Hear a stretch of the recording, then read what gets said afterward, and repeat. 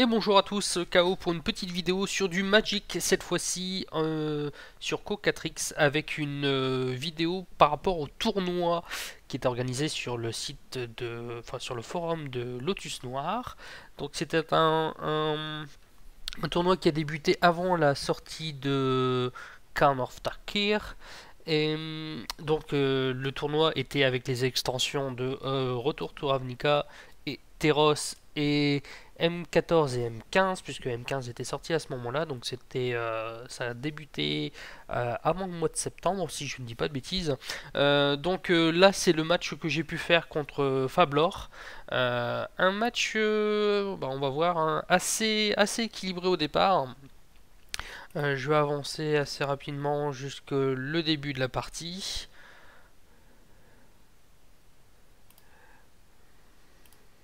Voilà.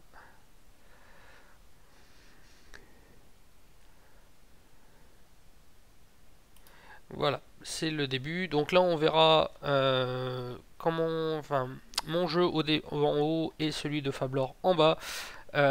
Donc, je commence avec un toss à 14. Il va nous sortir.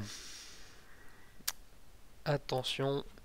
Et oui, un 20. Je ne gagne décidément jamais mes lancers de dés. C'est affreux. Donc je vais commencer avec une main. Alors mon deck est un Dévotion to Mogis qui ne verra pas du tout le Mogis n'arrivera pas du tout sur la partie, mais c'est pas grave. Donc c'est un jeu qui part sur des créatures avec la célérité et qui se termine avec des créatures comme le Master of the Fits. Euh, qui sont donc des grosses créatures mais qui ont un petit désavantage. On va voir, lui au départ va partir donc sur du ramp. Moi je vais partir en voulant poser mes créatures le plus rapidement possible. Euh, donc on verra si là à partir, enfin à quel moment j'ai pu faire des erreurs sur cette première partie. Son jeu est clairement un désavantage pour moi. Puisque là en fait il a ses créatures, voilà. Des créatures avec une grosse endurance. Euh, Derrière je peux absolument rien faire avec mes petites créatures. Donc je vais essayer de grappiller quelques points quand même au départ. Donc là en plus il nous montre un Polychronos juste derrière. Euh, donc, euh, donc voilà, donc je vais jouer ma montagne pour pouvoir mettre alors c'est le Rakdos Chanfreak. Donc c'est ça que j'hésitais entre les deux, mais enfin, il est clairement plus avantageux que je mette celui-là. Si jamais il vient attaquer avec la coursière derrière, je peux peut-être essayer de mettre les 3 points. Donc là j'en mettrai deux et une créature va mourir. Forcément, lui de son côté va bloquer le héros qui meurt. J'arrive à mettre les 2 points. Et donc derrière c'est à lui.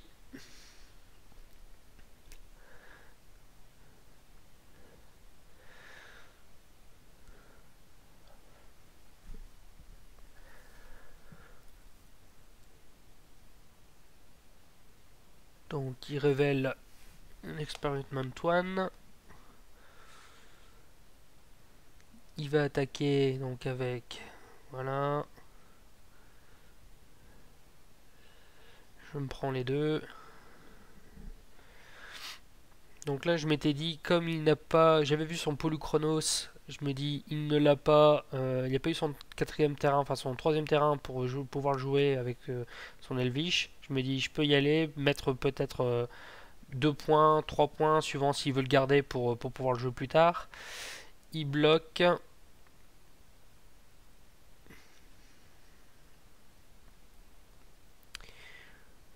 Il prend les deux. Mais derrière, il a une 4-2 qui va bien m'embêter également. Mais il est ralenti. Donc je me dis, je peux peut-être essayer de faire un peu la course. Si je récupère un terrain en plus, je pourrais mettre le Master of the Feats. Mais j'ai un peu peur en fait de ce côté-là. Donc lui il va attaquer forcément pour les 6. Je pourrais pas bloquer, je vais passer à 10. Donc je le charrie un petit peu hein, en lui disant que c'était pas sympa de sa part. Donc là il m'attaque donc à 6, je passe à 10. Et derrière il va nous jouer son elfe.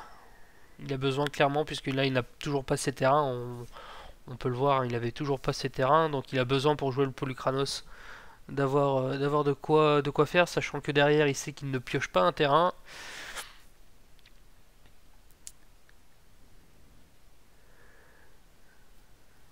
Donc là, moi je vois un Grey Marchant, c'est pas intéressant pour moi, donc je le mets en dessous. Je continue, j'essaye toujours de mettre un petit peu de pression. C'est dans mon avantage que celui-ci vire. Même si derrière, je sais pas vraiment. Enfin, j'arrive pas à faire la course, hein, alors que normalement mon deck est prévu pour ça. Donc là, j'arrive à le bloquer pour éviter qu'il récupère des terrains.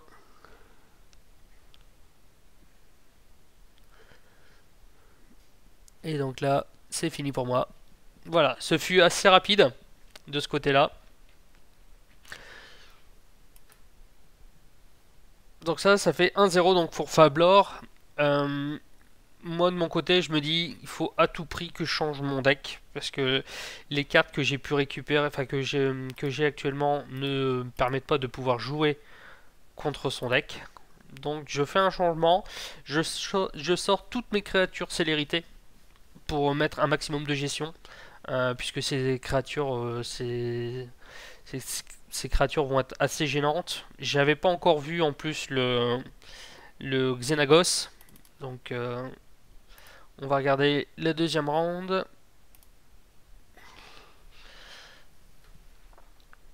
Donc là je décide de commencer.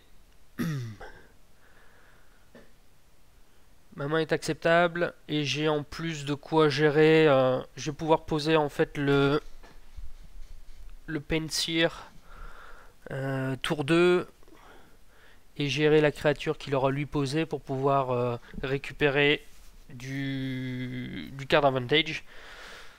Donc là, c'était un temple de malice. Je regarde, normalement, c'est un terrain que je vois. Non, même pas. Non, non, c'était un Tourmented, un héros tourmenté, donc pas intéressant dans mon jeu.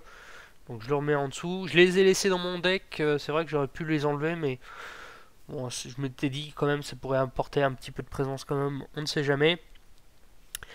Donc là, je pose, voilà, le marais pour mettre le Penseer. Ce qui me permettra, si jamais il joue quelque chose, de pouvoir gérer et derrière de mettre 2 points et avoir le card advantage derrière. Puisqu'il n'a. J'ai rien vu qui pouvait avoir qui pourrait me gêner pour gérer mes créatures. Donc je me dis, ça peut être intéressant.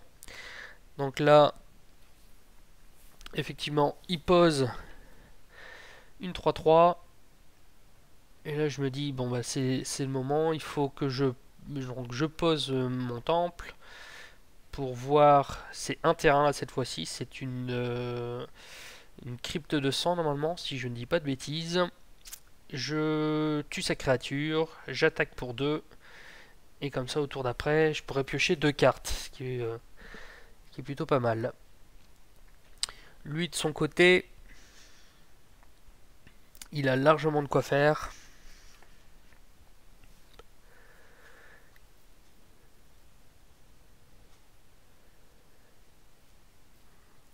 Donc là, il va nous jouer, normalement, si je ne dis pas de bêtises, le Polychronos.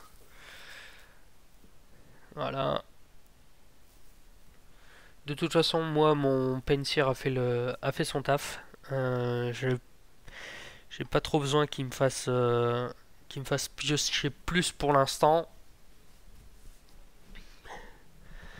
Donc là, je récupère une blotte de crypte que j'avais vue grâce au temple de malice, qui était intéressant pour moi. Et derrière, je récupère encore un autre derrière. Je le fais arriver engagé. je paye les 3 pour avoir une 5-5 vol. Alors, il a déjà en main de quoi gérer cette créature. Ah, il avait deux Xenagos en plus.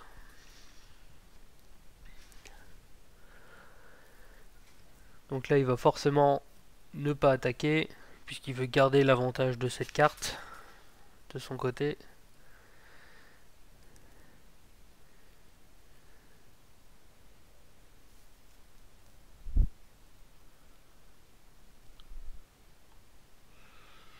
Bon, là, il réfléchit pas mal, se demandant s'il me le tue tout de suite ou pas.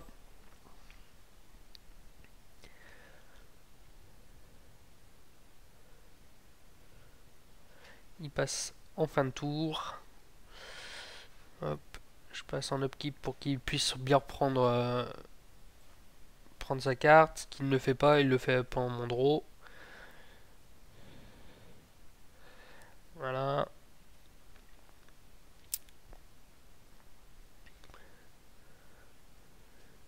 Donc moi je mets ma crypte de sang.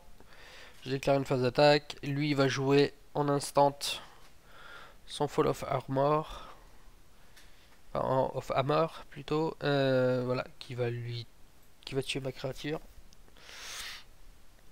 Qui est plutôt bien joué de son côté.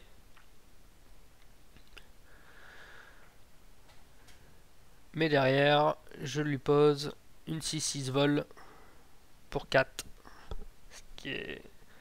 C'est clairement la carte qui faisait le format à ce moment-là. C'était la menace. Quand on voit qu'on a un Polukranos qui est une mythique, on a une 5-5 pour 4 donc en mythique qui a une capacité en plus, alors que là on a une 6-6 vol pour 4, alors qui peut être géré, mais très franchement si on arrive à prendre l'avantage derrière, ça passe tout seul. Ça passe tout seul. Donc là il va donc nous jouer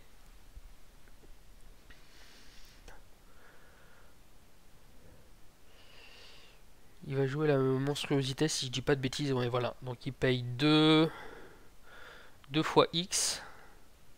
Enfin, X égale à 2. Il prend 2. Il me tue mon Pain of Seer.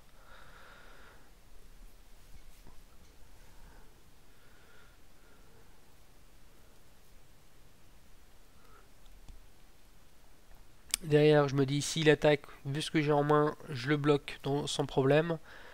Sauf s'il mettait à gérer avec son Elvish.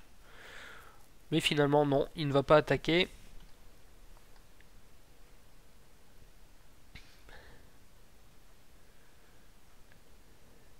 Il pose un Experiment One et il me passe la main.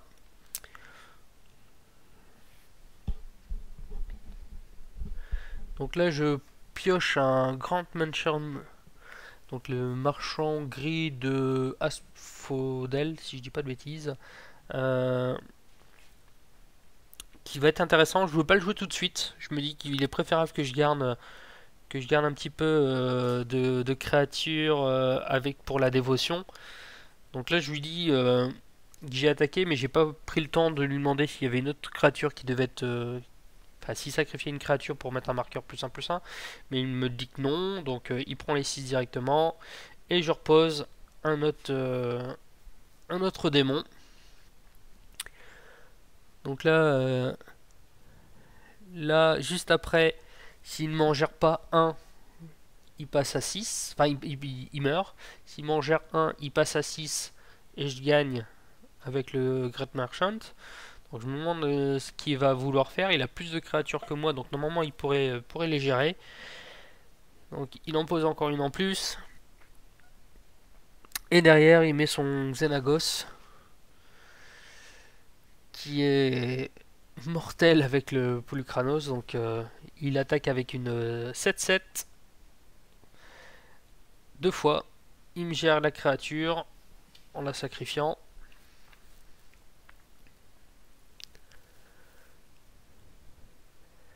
Donc c'était 7-14 et de 16, je passe à 4.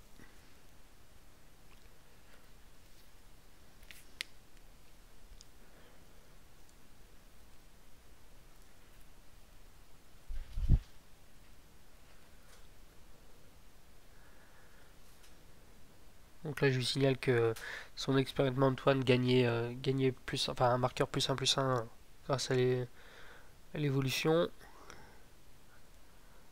Hop. Et donc là c'est à moi. Je peux soit gérer une de ces créatures, ce qui serait pas très intéressant. Je déclare une phase d'attaque. Il pourrait me gérer les deux créatures. Et il a largement de quoi faire, hein. Il pourrait largement le faire de son côté.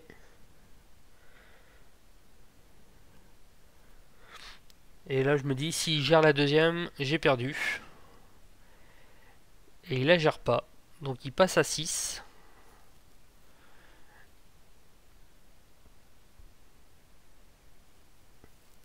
Et derrière, il me reste plus qu'à jouer le Grey Marchant pour lui mettre les 6 de plus. Donc là, c'est une petite erreur de sa part. Parce que s'il avait géré les deux créatures, derrière, il se retrouvait avec une 7-7 et une 6-5 indestructible. Moi, derrière, j'avais mes deux créatures qui étaient déjà engagées. Ils pouvaient attaquer sans réellement de soucis. Derrière, moi, j'aurais simplement remis quand même le Grey Marchand pour avoir du gain de vie, enfin, regagner de la vie, qu'il aurait pu, il aurait attaqué avec sa 6-5, je l'aurais bloqué, il m'aurait quand même mis 7 dessus, il gagnait. Donc là clairement, il aurait pu gagner. À mon avis, il pensait pas que j'allais pouvoir mettre les 6 de plus. Donc là, j'ai eu plutôt de la chance, on va dire. Donc ça fait un partout. Un partout, et donc il ne reste plus que la dernière.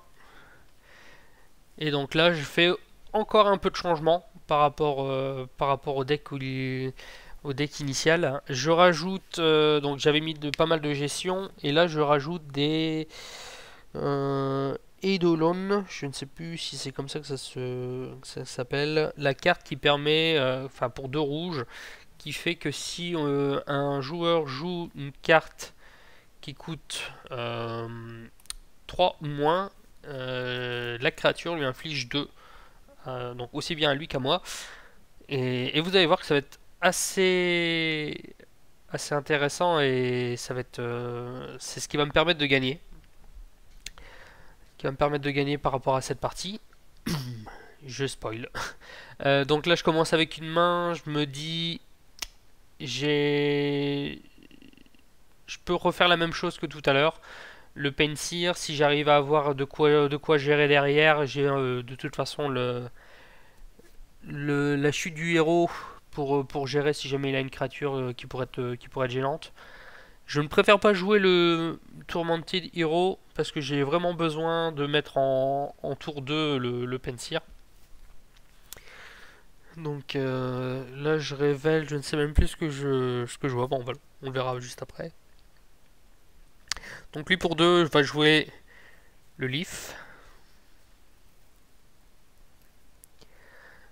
Voilà, donc moi tour suivant je joue le Pensir. Donc voilà, c'était un terrain, donc ça j'en avais besoin.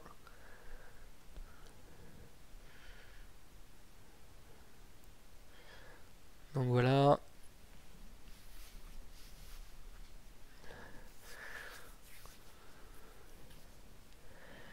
Donc là, tour suivant. Et là on voit qu'il est bloqué parce qu'il ne peut pas jouer ça en flash. Il ne peut pas jouer ça. Il ne peut pas jouer ça. Là il est bloqué, il reste bloqué en fait avec cette carte là. Alors il ne la joue pas. Je ne sais pas pourquoi. Je ne sais pas pourquoi. Là moi donc je joue mon héros tourmenté avant de pouvoir jouer donc Eldolon de la grande fête, si je dis pas de bêtises. Donc je le mets comme ceci en me disant peut-être qu'il a de quoi jouer en réponse, mais c'est vrai que j'avais oublié que c'était un incolore et deux verts. Donc je le pose, et donc là il va être un petit peu bloqué pour jouer pendant pas mal de tours. Ça, il peut pas le jouer. Il peut toujours. En fait, là, il peut rien jouer, donc il est complètement bloqué au niveau spell. Et s'il pose ça, il perd 2 points de vie. Donc là, moi, je vais prendre un Ulcerate, si je dis pas de bêtises. Voilà. Donc Ulcerate, qui va me permettre de mettre -3/-3 sur sa créature.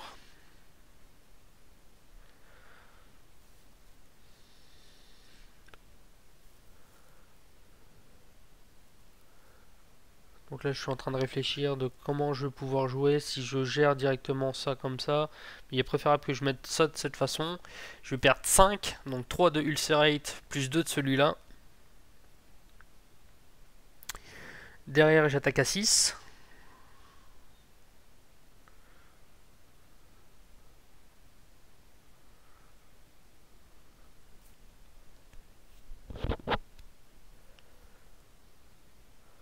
Et derrière, je remets une créature qui vraiment, là, le gène, il va l'handicaper.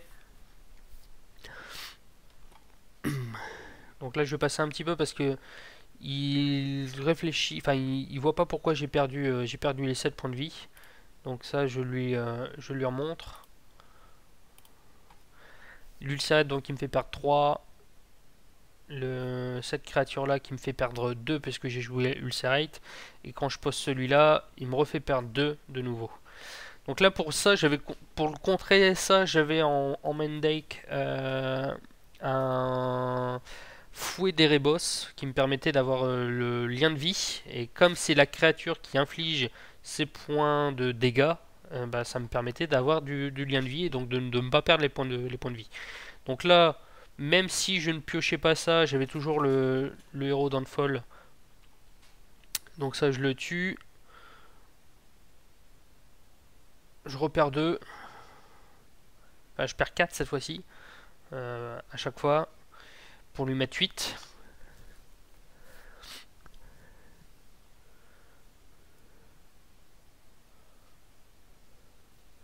Il passe donc à 6 points de vie. Et derrière, s'il joue par rapport à ce qu'il a, soit, donc là, comme il va pas avoir le terrain, s'il a un terrain mais qui va arriver engagé, donc pas intéressant pour lui. Donc il va jouer sa coursière.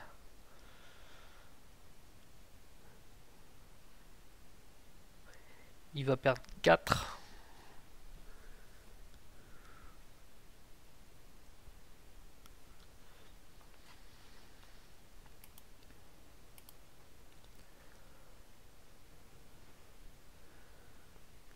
Voilà, donc il pose la coursière, il perd 4 points de vie grâce à ces deux cartes là. Il va révéler une montagne.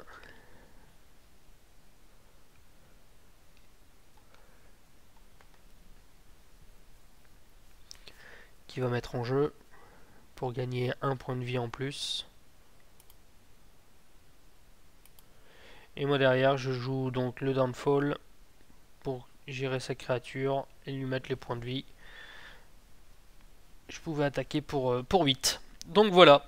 Donc là, oui, comme il me dit, j'ai joué 3 jeux différents. Alors non, c'est vraiment... D'ailleurs, je vais vous montrer. Euh, c'est vraiment le side hein, qui m'a permis de moduler mon deck. Donc c'est celui-ci. Donc en fait de base voilà, donc j'ai un seul fouet, 4 démons, 4 marchands, 4 maîtres, 2 Mogis. Donc comme je vous dis, ils ont absolument pas il est absolument pas pointé le bout de son nez sur toute la partie. 3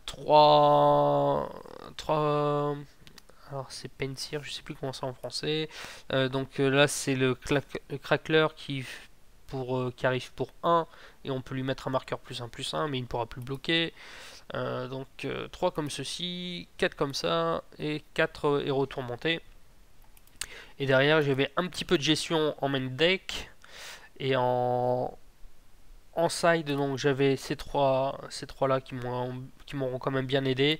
J'avais rentré également 2 comme ça pour gérer Polykranos et et Xenagos également, qui était bien gênant. J'ai rentré donc les Doomblade également pour le gérer. Ça, je l'ai pas rentré. Je préférais jouer plutôt en éphémère. J'ai rentré ça, c'était vraiment plutôt pour la créature. C'est vrai que limite j'aurais même pu rentrer ça hein, plutôt que Mission Mortar. Bon, c'est un choix. De toute façon, là ça a plutôt bien marché, donc j'étais assez content. Donc voilà, donc c'était la quatrième ronde du tournoi. On va passer ensuite sur un top 4. Donc on verra par la suite. N'hésitez pas toujours à laisser un commentaire si jamais si vous avez des questions ou si vous aviez d'autres visions dans le jeu. Et à passer sur le forum de Lotus Noir. Comme je vous ai dit, on organise des tournois. Donc ça peut être intéressant d'y jouer tous ensemble. Voilà, merci d'avoir regardé cette vidéo et à très bientôt. C'était KO. A plus, salut.